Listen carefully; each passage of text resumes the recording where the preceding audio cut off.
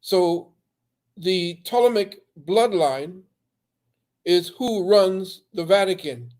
And you have to be of a certain bloodline, supposedly leading back to Ptolemy Sota, Sota meaning savior, who became a god. His likeness became the face of Jesus before Michelangelo changed it and put his criminal cousin up as the mark.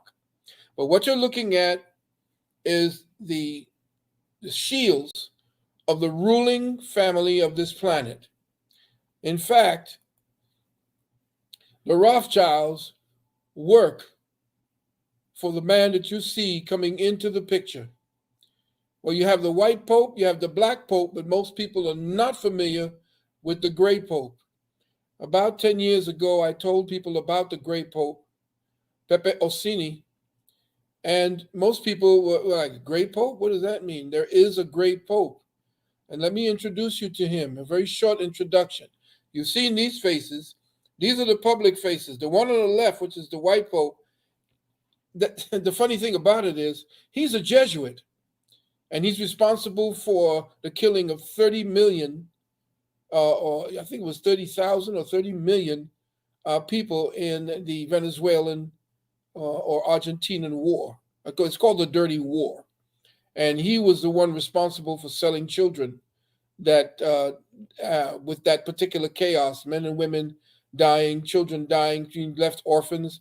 They were taken up and sold to the elite for sacrifice. The Black Pope himself, he is the one who runs the banking across the entire planet. He is the one who dictates through the Knights Malta, who took over from the Knights Templar as the head of the banking cartel across the world. Now, to get a little bit understanding of him, Pepe Orsini of the Roman Maximus clan is the Great Pope, and he is the king of the Holy Roman Papal bloodlines. He is above the Rothschilds and the Rockefellers, but in line and of equal stature to the Breakspear, Aldobrandini, and the Papal bloodlines. Aldobrandini, in fact, the Breakspear and the Aldobrandinis, the woman, I forgot her name, Margarita, I believe, Aldobrandini, is higher than Queen Elizabeth. Queen Elizabeth reports to her. I think it's either Breakspear or Aldobrandini. But again, like I said, I put this together so quickly from all of my old archives. I have to remember 10, 20 years of information. But these are the people who rule over who you believe rule. Queen Elizabeth is pretty much just a figurehead to these people.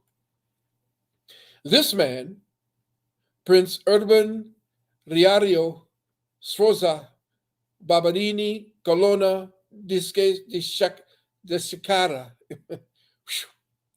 This is the man that runs the house of Barberini, Colonna, and Sforza. You see, he has all of their names together.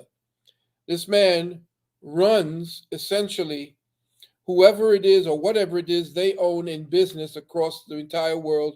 I don't care what country you're in, China, in Japan, all over.